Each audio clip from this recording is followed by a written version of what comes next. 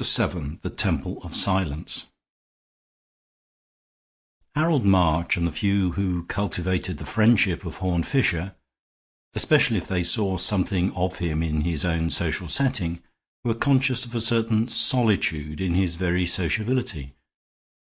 They seemed to be always meeting his relations and never meeting his family. Perhaps it would be truer to say that they saw much of his family and nothing of his home. His cousins and connections ramified like a labyrinth all over the governing class of Great Britain, and he seemed to be on good, or at least good-humoured, terms with most of them. For HornFisher was remarkable for a curious, impersonal information and interest touching all sorts of topics, so that one could sometimes fancy that his culture, like his colourless fair moustache and pale drooping features, had the neutral nature of a chameleon. Anyhow, he could always get on with viceroys and cabinet ministers and all the great men responsible for great departments, and talk to each of them on his own subject, on the branch of study with which he was most seriously concerned. Thus he could converse with the Minister for War about silkworms, with the Minister of Education about detective stories, with the Minister of Labour about Limoges enamel, and with the Minister of Missions and Moral Progress, if that be his correct title, about the pantomime boys of the last 4 decades. And as the first was his first cousin, the second his second cousin, the third his brother-in-law, and the fourth his uncle by marriage, this conversational versatility certainly served in one sense to create a happy family. But March never seemed to get a glimpse of that domestic interior to which men of the middle classes are accustomed in their friendships, and which is indeed the foundation of friendship and love and everything else in any sane and stable society. He wondered whether HornFisher was both an orphan and an only child. It was therefore with something like a start that he found that Fisher had a brother, much more prosperous and powerful than himself, though hardly, March thought, so entertaining. Sir Henry Harland Fisher, with half the alphabet after his name, was something at the Foreign Office far more tremendous than the Foreign Secretary. Apparently it ran in the family, after all, for it seemed there was another brother, Ashton Fisher, in India, rather more tremendous than the Viceroy. Sir Henry Fisher was a heavier but handsomer edition of his brother, with a brow equally bald but much more smooth. He was very courteous, but a shade patronizing, not only to March, but even, as March fancied, to HornFisher as well. The latter gentleman, who had many intuitions about the half-formed thoughts of others, glanced at the topic himself as they came away from the great house in Berkeley Square. "Why, don't you know," he observed quietly, "that I am the fool of the family?" "It must be a clever family," said Harold March with a smile.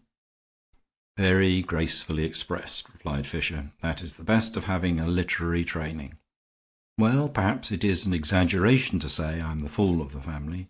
It is enough to say I am the failure of the family." "It seems queer to me that you should fail especially," remarked the journalist. "As they say in the examinations, what did you fail in?" "Politics," replied his friend. "I stood for Parliament when I was quite young, and got in by an enormous majority, with loud cheers and cheering round the town. Since then, of course, I've been rather under a cloud." "I'm afraid I don't quite understand the 'of course,'" answered March, laughing. "That part of it isn't worth understanding," said Fisher. "But as a matter of fact, old chap, the other part of it was rather odd and interesting, quite a detective story in its way, as well as the first lesson I had in what modern politics are made of. If you like, I'll tell you about it." And the following, recast in a less elusive and conversational manner, is the story that he told. Nobody privileged of late years to meet Sir Henry Harland Fisher would believe that he had ever been called Harry, but indeed he had been boyish enough when a boy, and that serenity which shone on him through life, and which now took the form of gravity, had once taken the form of gaiety. His friends would have said that he was all the more ripe in his maturity for having been young in his youth. His enemies would have said that he was still light-minded, but no longer light-hearted. But in any case, the whole of the story HornFisher had to tell arose out of the accident which had made young Harry Fisher private secretary to Lord Sultan. Hence his later connection with the Foreign Office, which had indeed come to him as a sort of legacy from his lordship when that great man was the power behind the throne. This is not the place to say much about Sultan, little as was known of him and much as there was worth knowing. England has had at least 3 or 4 such secret statesmen. An aristocratic polity produces every now and then an aristocrat who is also an accident, a man of intellectual independence and insight, a Napoleon born in the purple. His vast work was mostly invisible, and very little could be got out of him in private life except a crusty and rather cynical sense of humour. But it was certainly the accident of his presence at a family dinner of the Fishers, and the unexpected opinion he expressed, which turned what might have been a dinner-table joke into a sort of small sensational novel. Save for Lord Sultan, it was a family party of Fishers, for the only other distinguished stranger had just departed after dinner, leaving the rest to the coffee and cigars. This had been a figure of some interest, a young Cambridge man named Eric Hughes, who was the rising hope of the party of reform, to which the Fisher family, along with their friend Sultan, had long been at least formally attached. The personality of Hughes was substantially summed up in the fact that he talked eloquently and earnestly through the whole dinner, but left immediately after to be in time for an appointment. All his actions had something at once ambitious and conscientious. He drank no wine, but was slightly intoxicated with words, and his face and phrases were on the front page of all the newspapers just then, because he was contesting the safe seat of Sir Francis Verner in the great by-election in the West. Everybody was talking about the powerful speech against Squire Hawker which he had just delivered. Even in the Fisher circle everybody talked about it except HornFisher himself, who sat in a corner lowering over the fire. "We jolly well have to thank him for putting some new life into the old party," Ashton Fisher was saying. "This campaign against the old squires just hits the degree of democracy there is in this country. This act for extending county council control is practically his bill, so you may say he's in the government even before he's in the House." "One's easier than the other," said Harry carelessly. "I bet the squires are bigger pots than the county council in that county. Verner is pretty well rooted. All these rural places are what you call reactionary. Damning aristocrats won't alter it." "He damns them rather well," observed Ashton. "We never had a better meeting than the one in Barkington, which generally goes constitutional. And when he said, 'Sir Francis may boast of blue blood, let us show we have red blood,' and went on to talk about manhood and liberty, the room simply rose at him."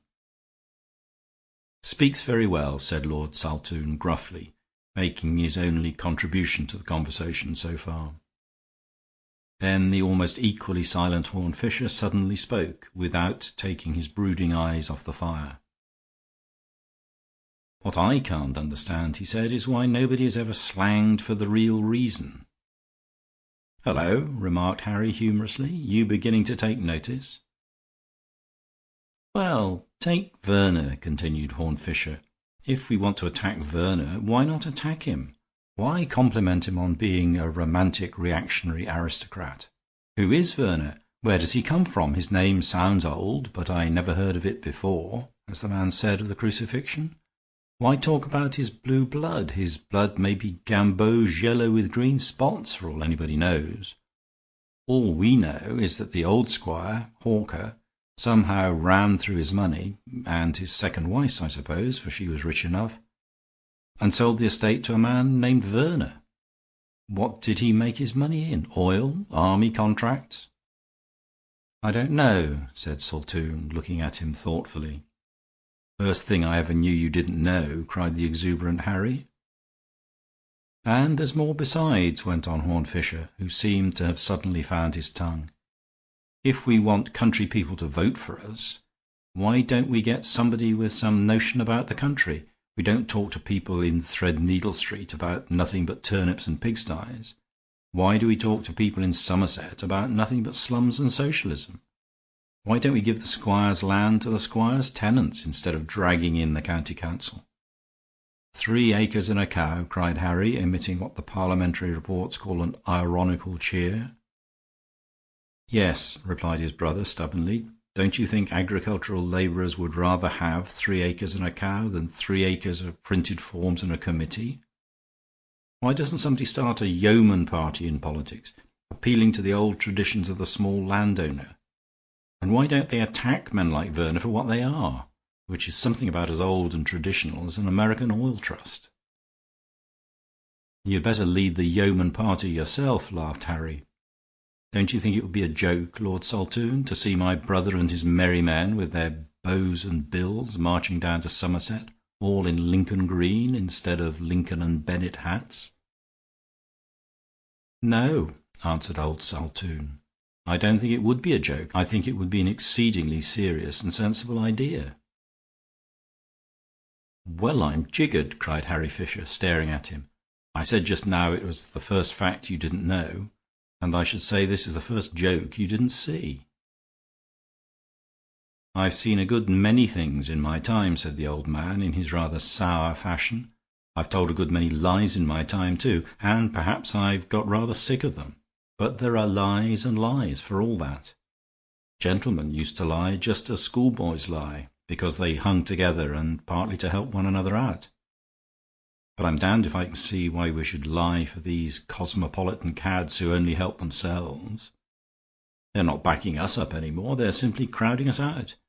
If a man like your brother likes to go into Parliament as a yeoman or a gentleman or a Jacobite or an ancient Briton, I should say it would be a jolly good thing." In the rather startled silence that followed, HornFisher sprang to his feet, and all his dreary manner dropped off him. "I'm ready to do it tomorrow," he cried. "I suppose none of you fellows would back me up." Then Harry Fisher showed the finer side of his impetuosity. He made a sudden movement as if to shake hands. "You're a sport," he said, "and I'll back you up if nobody else will. But we can all back you up, can't we? I see what Lord Saltoun means, and of course he's right. He's always right." "So I will go down to Somerset," said HornFisher. "Yes, it is on the way to Westminster," said Lord Saltoun, with a smile. And so it happened that HornFisher arrived some days later at the little station of a rather remote market town in the west, accompanied by a light suitcase and a lively brother. It must not be supposed, however, that the brother's cheerful tone consisted entirely of chaff. He supported the new candidate with hope as well as hilarity, and at the back of his boisterous partnership there was an increasing sympathy and encouragement. Harry Fisher had always had an affection for his more quiet and eccentric brother, and was now coming more and more to have a respect for him. As the campaign proceeded, the respect increased to ardent admiration, for Harry was still young, and could feel the sort of enthusiasm for his captain in electioneering that a schoolboy can feel for his captain in cricket. Nor was the admiration undeserved. As the new three-cornered contest developed, it became apparent to others besides his devoted kinsman that there was more in HornFisher than had ever met the eye. It was clear that his outbreak by the family fireside had been but a culmination of a long course of brooding and studying on the question. The talent he retained through life for studying his subject, and even somebody else's subject, had long been concentrated on this idea of championing a new peasantry against a new plutocracy. He spoke to a crowd with eloquence and replied to an individual with humor, two political arts that seemed to come to him naturally. He certainly knew much more about rural problems than either Hughes, the Reform candidate, or Verner, the constitutional candidate. And he probed those problems with a human curiosity and went below the surface in a way that neither of them dreamed of doing. He soon became the voice of popular feelings that are never found in the popular press. New angles of criticism, arguments that had never before been uttered by an educated voice, tests and comparisons that had been made only in dialect by men drinking in the little local public houses, crafts half forgotten that had come down by a sign of hand and tongue from remote ages when their fathers were free, all this created a curious and double excitement. It startled the well-informed by being a new and fantastic idea they had never encountered. It startled the ignorant by being an old and familiar idea they never thought to have seen revived. Men saw things in a new light, and knew not even whether it was the sunset or the dawn. Practical grievances were there to make the movement formidable. As Fischer went to and fro among the cottages and country inns, it was borne in on him without difficulty that Sir Francis Verner was a very bad landlord. Nor was the story of his acquisition of the land any more ancient and dignified than he had supposed. The story was well known in the county, and in most respects was obvious enough. Hawker, the old squire, had been a loose, unsatisfactory sort of person, had been on bad terms with his first wife, who died, as some said, of neglect, and had then married a flashy South American Jewess with a fortune. But he must have worked his way through this fortune also with marvelous rapidity, for he had been compelled to sell the estate to Verner, and had gone to live in South America, possibly on his wife's estates. But Fischer noticed that the laxity of the old squire was far less hated than the efficiency of the new squire. Verner's history seemed to be full of smart bargains and financial flutters that left other people short of money and temper. But though he heard a great deal about Verner, there was one thing that continually eluded him, something that nobody knew, that even Sultan had not known. He could not find out how Verner had originally made his money. "He must have kept it specially dark," said HornFisher to himself. "It must be something he's really ashamed of. Hang it all, what is a man ashamed of nowadays?" And as he pondered on the possibilities, they grew darker and more distorted in his mind. He thought vaguely of things remote and repulsive, strange forms of slavery or sorcery, and then of ugly things yet more unnatural but nearer home. The figure of Verner seemed to be blackened and transfigured in his imagination, and to stand against varied backgrounds and strange skies. As he strode up a village street, brooding thus, his eyes encountered a complete contrast in the face of his other rival, the Reform candidate. Eric Hughes, with his blown blonde hair and eager undergraduate face, was just getting into his motor car and saying a few final words to his agent, a sturdy, grizzled man named Gryce. Eric Hughes waved his hand in a friendly fashion, but Gryce eyed him with some hostility. Eric Hughes was a young man with genuine political enthusiasms, but he knew that political opponents are people with whom one may have to dine any day. But Mr. Gryce was a grim little local radical, a champion of the chapel, and one of those happy people whose work is also their hobby. He turned his back as the motor car drove away and walked briskly up the sunlit high street of the little town, whistling, with political papers sticking out of his pocket. Fischer looked pensively after the resolute figure for a moment, and then, as if by an impulse, began to follow it, through the busy market-place, amid the baskets and barrows of market day, under the painted wooden sign of the Green Dragon, up a dark side entry, under an arch, and through a tangle of crooked cobble streets, the two threaded their way, the square strutting figure in front, and the lean lounging figure behind him, like his shadow in the sunshine. At length they came to a brown brick house with a brass plate, on which was Mr. Gryce's name, and that individual turned and beheld his pursuer with a stare. "Could I have a word with you, sir?" asked HornFisher politely. The agent stared still more, but assented civilly, and led the other into an office, littered with leaflets and hung all around with highly coloured posters which linked the name of Hughes with all the higher interests of humanity. "Mr. HornFisher, I believe," said Mr. Gryce. "Much honoured by the call, of course. Can't pretend to congratulate you on entering the contest, I'm afraid. You won't expect that. Here we've been keeping the old flag flying for freedom and reform, and you come in and break the battle line." For Mr. Elijah Gryce abounded in military metaphors and in denunciations of militarism. He was a square-jawed, blunt-featured man with a pugnacious cock of the eyebrow. He had been pickled in the politics of that countryside from boyhood. He knew everybody's secrets, and electioneering was the romance of his life. "I suppose you think I'm devoured with ambition," said HornFisher in his rather listless voice, "aiming at a dictatorship and all that. Well, I think I can clear myself of the charge of mere selfish ambition. I only want certain things done. I don't want to do them. I very seldom want to do anything.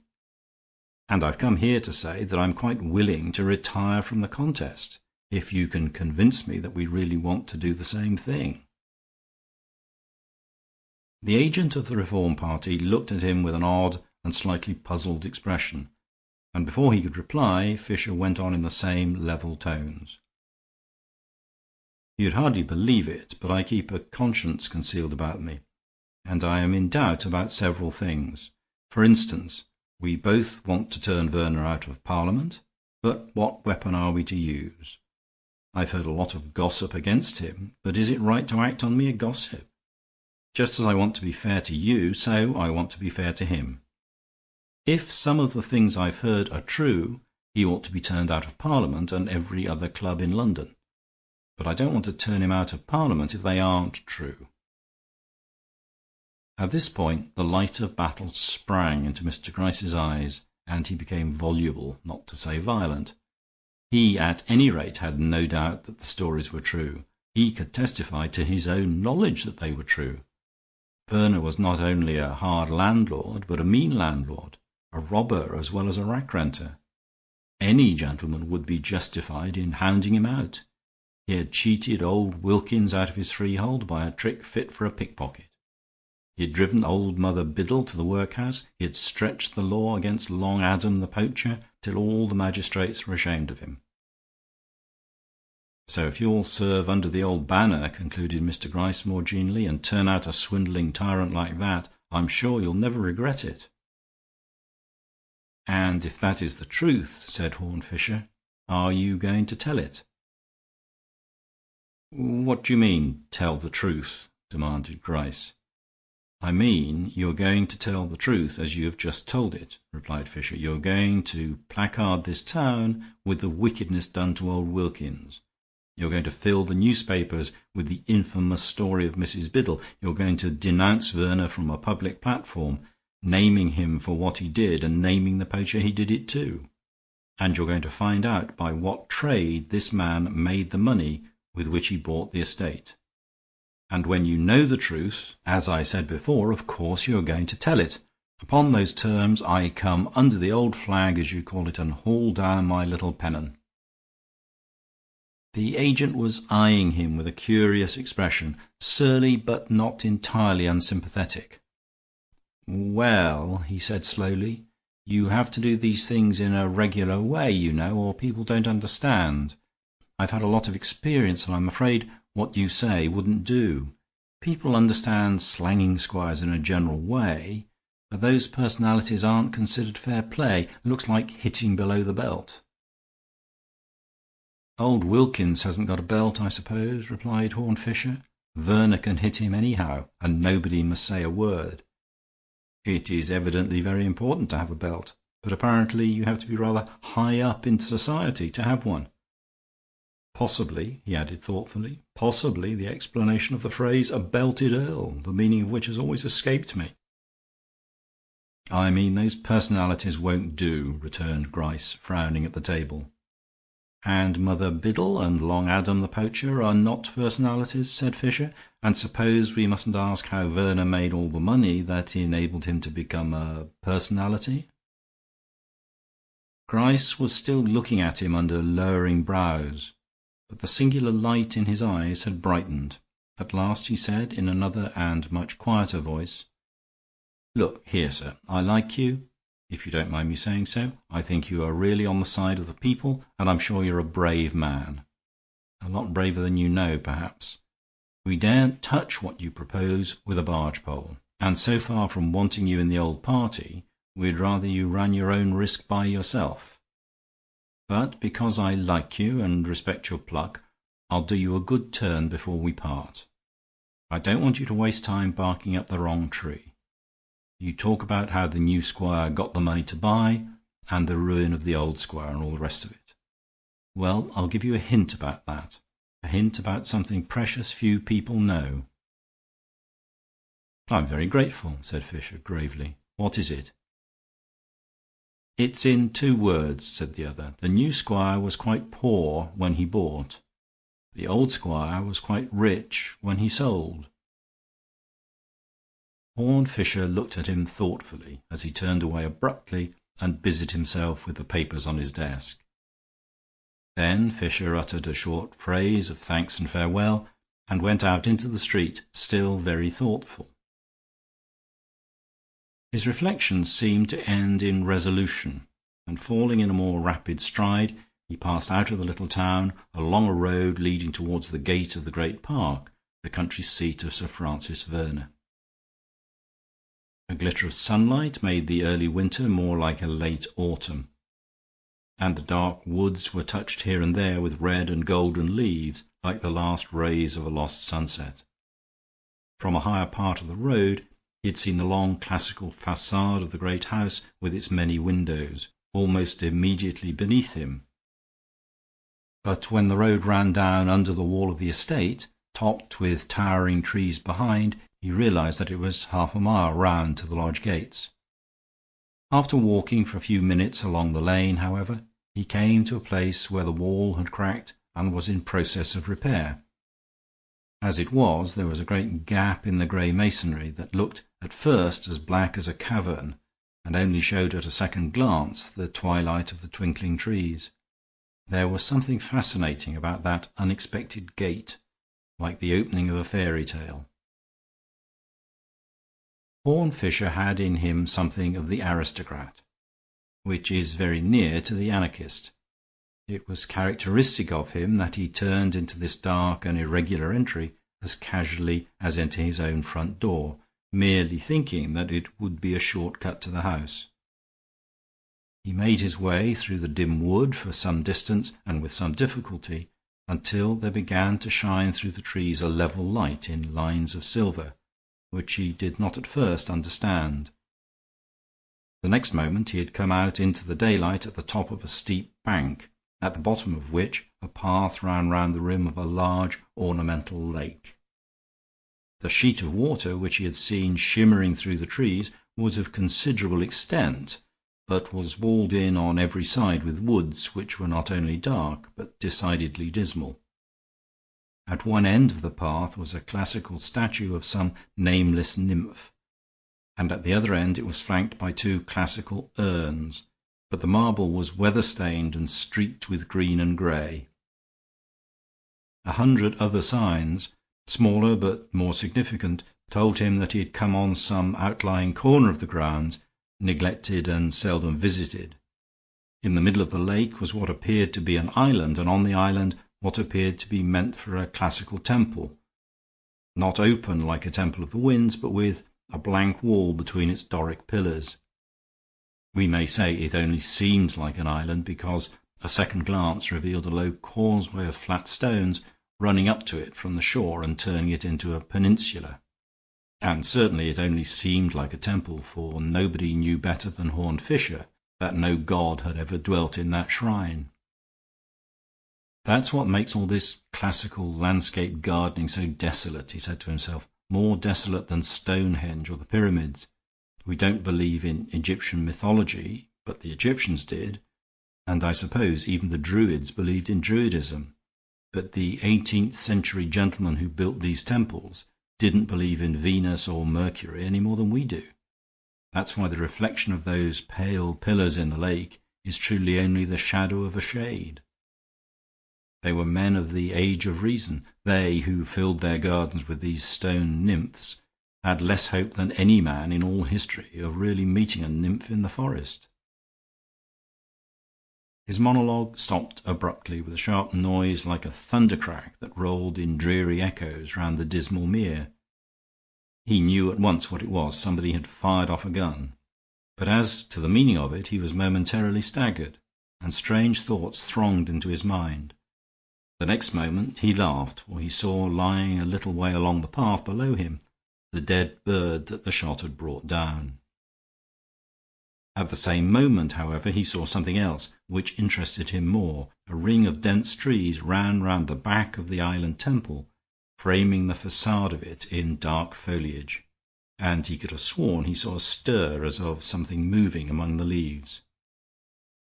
The next moment his suspicion was confirmed, for a rather ragged figure came from under the shadow of the temple and began to move along the causeway that led to the bank. Even at that distance the figure was conspicuous by its great height, and Fisher could see that the man carried a gun under his arm. There came back into his memory at once the name Long Adam, the poacher. With the rapid sense of strategy he sometimes showed, Fisher sprang from the bank and raced round the lake to the head of the little pier of stones. If once a man reached the mainland, he could easily vanish into the woods. But when Fisher began to advance along the stones toward the island, the man was cornered in a blind alley and could only back toward the temple. Putting his broad shoulders against it, he stood as if at bay. He was a comparatively young man with fine lines in his lean face and a figure and a mop of ragged red hair. The look in his eyes might well have been disquieting to anyone left alone with him on an island in the middle of a lake. "Good morning," said HornFisher pleasantly. "I thought at first you were a murderer, but it seems unlikely somehow that the partridge rushed between us and died for love of me, like the heroines in the romances. So I suppose you're a poacher." "I suppose you would call me a poacher," answered the man, and his voice was something of a surprise coming from such a scarecrow. It had that hard fastidiousness to be found in those who have made a fight for their own refinement among rough surroundings. "I consider I have a perfect right to shoot game in this place, but I am well aware that people of your sort take me for a thief, and I suppose you will try to land me in jail." "There are preliminary difficulties," replied Fisher. "To begin with, the mistake is flattering, but I am not a gamekeeper. Still less am I 3 gamekeepers who would be, I imagine, about your fighting weight. But I confess I have another reason for not wanting to jail you." "And what is that?" asked the other. "Only that I quite agree with you," answered Fisher. "I don't exactly say you have a right to poach, but I never could see that it was as wrong as being a thief. It seems to me against the whole normal notion of property that a man should own something because it flies across his garden. He might as well own the wind or think he could write his name on a morning cloud. Besides, if we want poor people to respect property, we must give them some property to respect. You ought to have land of your own, and I'm going to give you some if I can." "Going to give me some land?" repeated Long Adam. "I apologize for addressing you as if you were a public meeting," said Fisher, "but I am an entirely new kind of public man who says the same thing in public and in private. I've said this to 100 huge meetings throughout the country, and I say it to you on this queer little island in this dismal pond. I would cut up a big estate like this into small estates for everybody, even for poachers. I would do in England as they did in Ireland. Buy the big men out, if possible, get them out anyhow. A man like you ought to have a little place of his own. I don't say you could keep pheasants, but you might keep chickens." The man stiffened suddenly, and he seemed at once to blanch and flame at the promise, as if it were a threat. "Chickens?" he repeated, with a passion of contempt. "Why do you object?" asked the placid candidate. "Because keeping hens is rather a mild amusement for a poacher? What about poaching eggs?" "Because I am not a poacher," cried Adam, in a rending voice that rang round the hollow shrines and urns like the echoes of his gun. "Because the partridge lying dead over there is my partridge. Because the land you are standing on is my land. Because my own land was only taken from me by a crime, and a worse crime than poaching. This has been a single estate for hundreds and hundreds of years, and if you or any meddlesome mountebank comes here and talks of cutting it up like a cake, if ever I hear a word more of you and your levelling lies—" "You seem to be a rather turbulent public," observed HornFisher. "But do go on. What will happen if I try to divide this estate decently among decent people?" The poacher had recovered a grim composure as he replied, "There will be no partridge to rush in between." With that he turned his back, evidently resolved to say no more, and walked past the temple to the extreme end of the islet, where he stood staring into the water. Fisher followed him, but, when his repeated questions evoked no answer, turned back toward the shore. In doing so he took a second and closer look at the artificial temple, and noticed some curious things about it. Most of these theatrical things were as thin as theatrical scenery, and he expected the classic shrine to be a shallow thing, a mere shell or mask. But there was some substantial bulk of it behind, buried in the trees, which had a grey labyrinthian look, like serpents of stone, and lifted a load of leafy towers to the sky. But what arrested Fisher's eye was that in this bulk of grey and white stone behind there was a single door with great rusty bolts outside. The bolts, however, were not shot across so as to secure it. Then he walked round the small building and found no other opening except one small grating like a ventilator, high up in the wall. He retraced his steps thoughtfully along the causeway to the banks of the lake, and sat down on the stone steps between the two sculptured funeral urns. Then he lit a cigarette and smoked it in ruminant manner. Eventually he took out a notebook and wrote down various phrases, numbering and renumbering them till they stood in the following order: 1. Squire Hawker disliked his first wife. 2. He married his second wife for her money. 3. Long Adam says the estate is really his. 4. Long Adam hangs round the island temple, which looks like a prison. 5. Squire Hawker was not poor when he gave up the estate. 6. Verner was poor when he got the estate. He gazed at these notes with a gravity which gradually turned to a hard smile, threw away his cigarette, and resumed his search for a short cut to the great house. He soon picked up the path, which, winding among clipped hedges and flower beds, brought him in front of its long Palladian facade. It had the usual appearance of being not a private house, but a sort of public building sent into exile in the provinces. He first found himself in the presence of the butler, who really looked much older than the building, for the architecture was dated as Georgian, but the man's face, under a high, unnatural brown wig, was wrinkled with what might have been centuries. Only his prominent eyes were alive and alert, as if with protest. Fisher glanced at him and then stopped and said, "Excuse me, weren't you with the late Squire, Mr. Hawker?" "Yes, sir," said the man gravely. "Usher is my name. What can I do for you?" "Only take me into Sir Francis Verner," replied the visitor. Sir Francis Verner was sitting in an easy chair beside a small table in a large room hung with tapestries. On the table were a small flask and glass with the green glimmer of a liqueur and a cup of black coffee. He was clad in a quiet grey suit with a moderately harmonious purple tie. But Fisher saw something about the turn of his fair moustache and the lie of his flat hair. It suddenly revealed that his name was Francis Verner. "You're Mr. HornFisher," he said. "Won't you sit down?"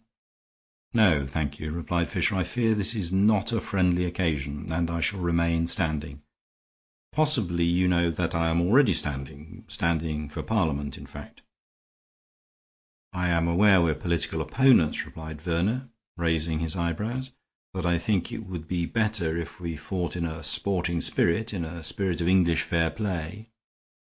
"Much better," assented Fisher. "It would be much better if you were English, and very much better if you had ever played fair. But what I've come to say can be said very shortly. I don't quite know how we stand with the law about that old Hawker story, but my chief object is to prevent England being entirely ruled by people like you. So whatever the law would say, I will say no more if you will retire from the election at once." "You are evidently a lunatic," said Verner. "My psychology may be a little abnormal," replied HornFisher in a rather hazy manner. "I am subject to dreams, especially daydreams. Sometimes what is happening to me grows vivid in a curious double way, as if it had happened before. Have you ever had that mystical feeling that things have happened before?" "I hope you're a harmless lunatic," said Verner. But Fisher was still staring in an absent fashion at the golden gigantic figures and traceries of brown and red in the tapestries on the walls. Then he looked again at Verner and resumed. "I have a feeling that this interview has happened before, here in this tapestried room, and we are two ghosts revisiting a haunted chamber. But it was Squire Hawker who sat where you sit, and it was you who stood where I stand." He paused a moment and then added with simplicity, "I suppose I am a blackmailer too." "If you are," said Sir Francis, "I promise you shall go to jail." But his face had a shade on it that looked like the reflection of the green wine gleaming on the table. HornFisher regarded him steadily and answered quietly enough, "Blackmailers do not always go to jail. Sometimes they go to Parliament. But though Parliament is rotten enough already, you shall not go there if I can help it. I am not so criminal as you were in bargaining with crime. You made a squire give up his country seat. I only ask you to give up your parliamentary seat." Sir Francis Verner sprang to his feet and looked about for one of the bell ropes of the old-fashioned curtained room. "Where is Usher?" he cried, with a livid face. "And who is Usher?" said Fisher, softly. "I wonder how much Usher knows of the truth." Verner's hand fell from the bell rope, and, after standing for a moment with rolling eyes, he strode abruptly from the room.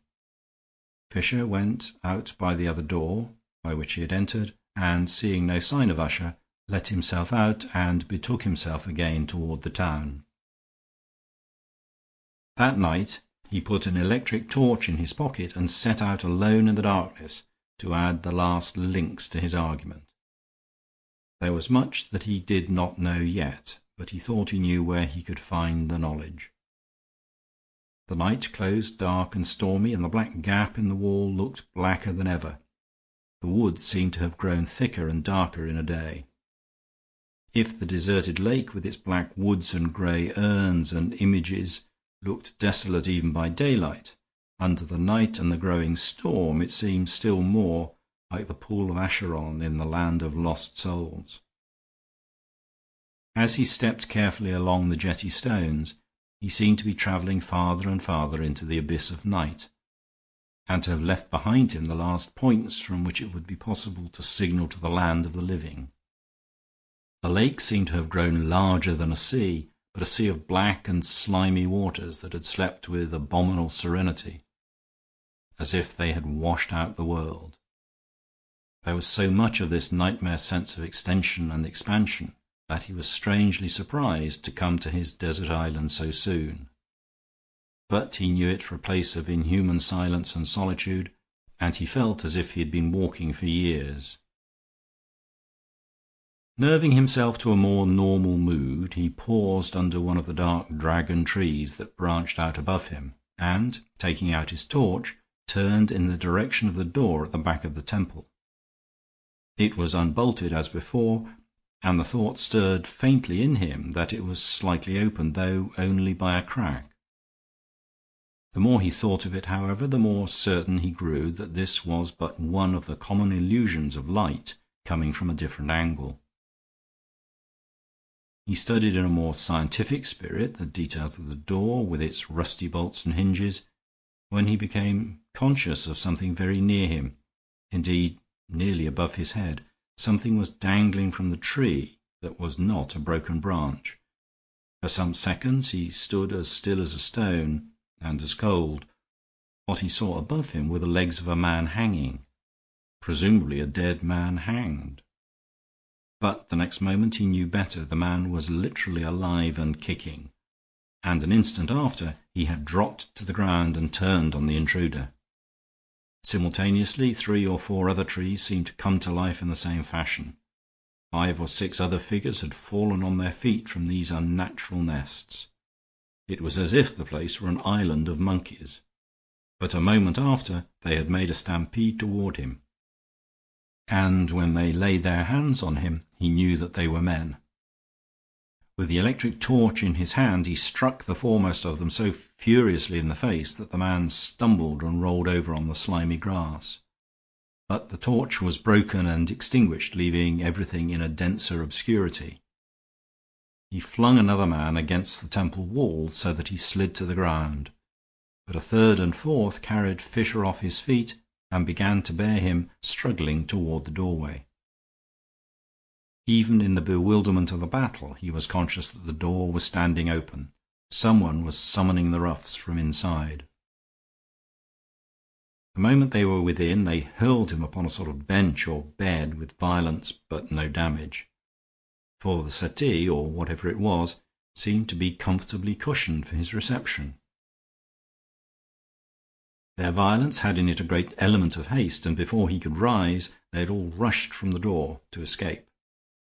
Whatever bandits they were that infested this desert island, they were obviously uneasy about their job and very anxious to be quit of it. He had the flying fancy that regular criminals would hardly be in such a panic.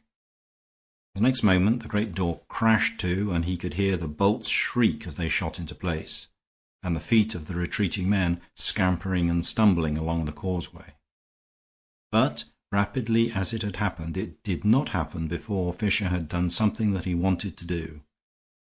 Unable to rise from his sprawling attitude in that flash of time, he had shot out one of his long legs and hooked it round the ankle of the last man disappearing through the door. The man swayed and toppled over inside the prison chamber, and the door closed between him and his fleeing companions. Clearly they were in too much haste to realize that they had left one of their company behind. The man sprang to his feet again and hammered and kicked furiously at the door. Fischer's sense of humor began to recover from the struggle, and he sat up on his sofa with something of his native nonchalance. But as he listened to the captive captor beating on the door of the prison, a new and curious reflection came to him. The natural course for a man thus wishing to attract his friend's attention would be to call out, to shout as well as kick. This man was making as much noise as he could with his feet and hands, but not a sound came from his throat. Why couldn't he speak? At first he thought the man might be gagged, which was manifestly absurd. Then his fancy fell back on the ugly idea that the man was dumb. He hardly knew why it was so ugly an idea, but it affected his imagination in a dark and disproportionate fashion. There seemed to be something creepy about the idea of being left in a dark room with a deaf mute. It was almost as if such a defect were a deformity. It was almost as if it went with other and worse deformities. It was as if the shape he could not trace in the darkness were some shape that could not see the sun. Then he had a flash of sanity and also of insight.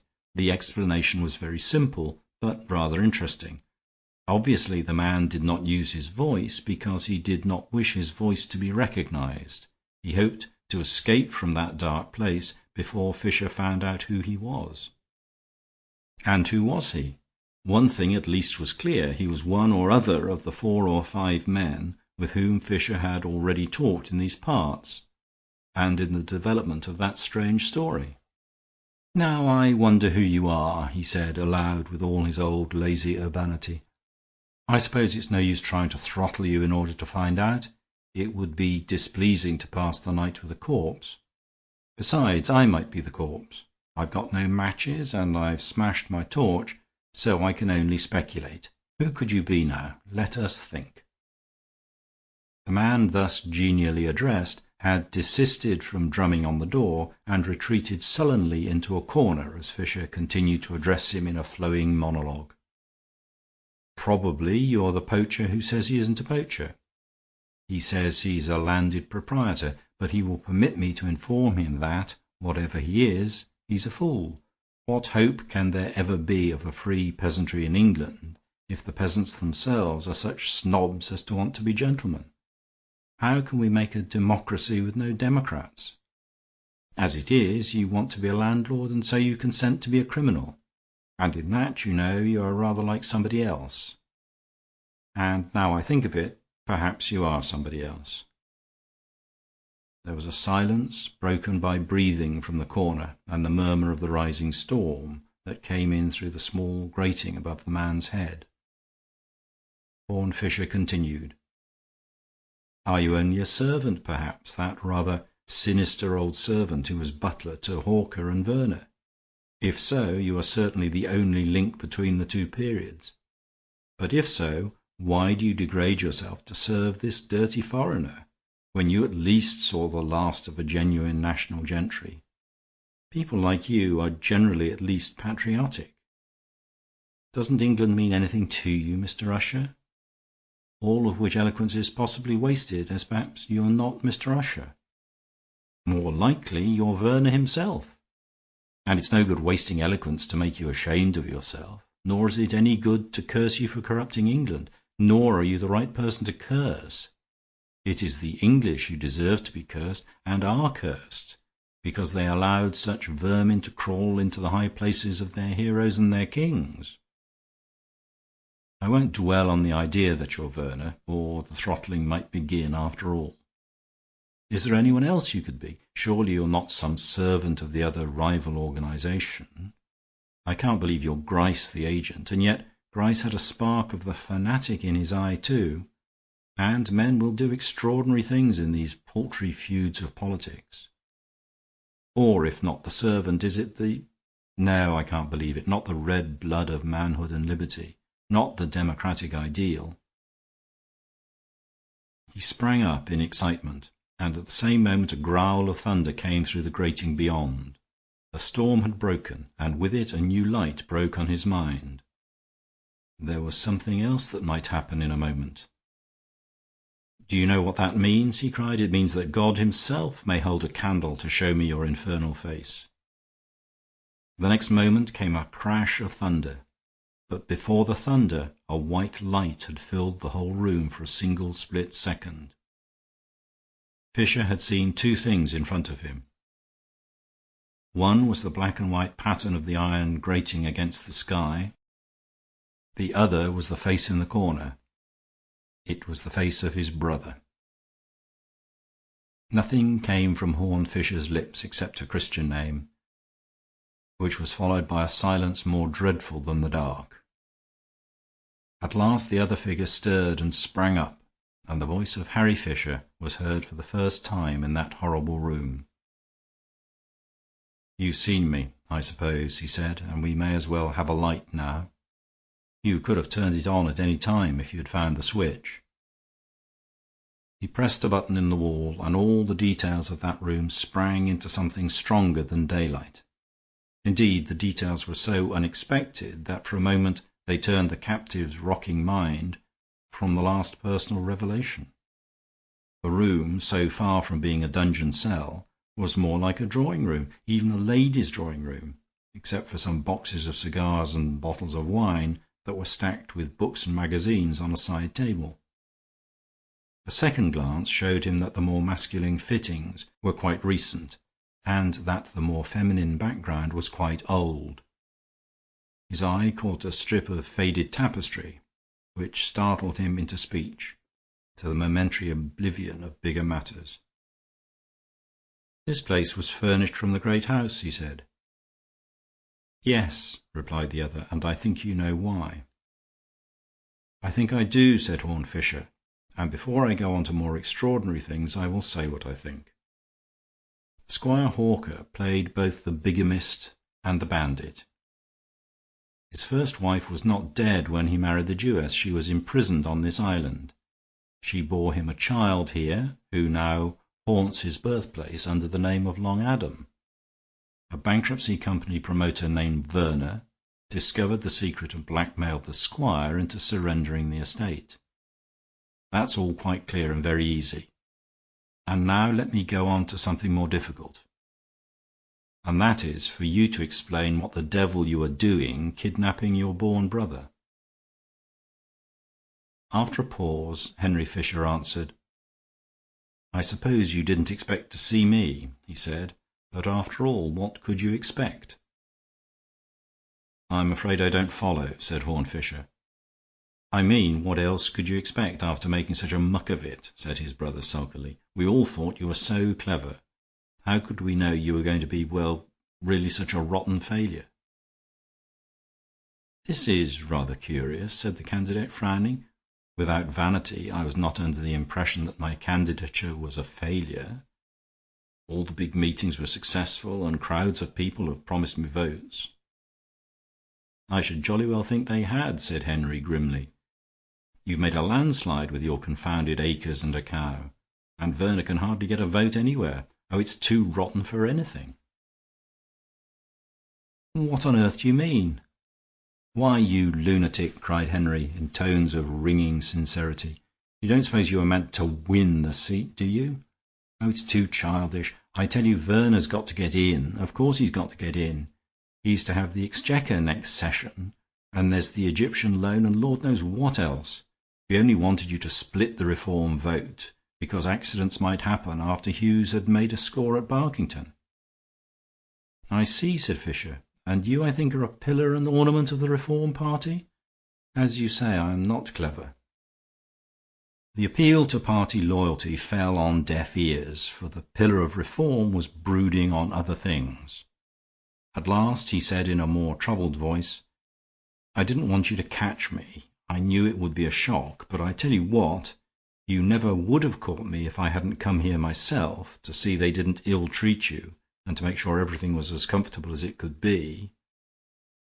There was even a sort of break in his voice as he added, "I got those cigars because I knew you liked them." Emotions are queer things, and the idiocy of this concession suddenly softened HornFisher like an unfathomable pathos. "Never mind, old chap," he said. "We'll say no more about it. I'll admit that you're really as kind-hearted and affectionate a scoundrel and hypocrite as ever sold himself to ruin his country. There, I can't say handsomer than that. Thank you for the cigars, old man. I'll have one if you don't mind." By the time that HornFisher had ended his telling of this story to Harold March, they had come out into one of the public parks and taken a seat on a rise of ground overlooking wide green spaces under a blue and empty sky, and there was something incongruous in the words with which the narration ended. "I've been in that room ever since," said HornFisher. "I'm in it now. I won the election, but I never went to the House. My life has been a life in that little room on that lonely island. Plenty of books and cigars and luxuries, plenty of knowledge and interest and information, but never a voice out of that tomb to reach the world outside. I shall probably die there." And he smiled as he looked across the vast green park to the gray horizon. End of chapter.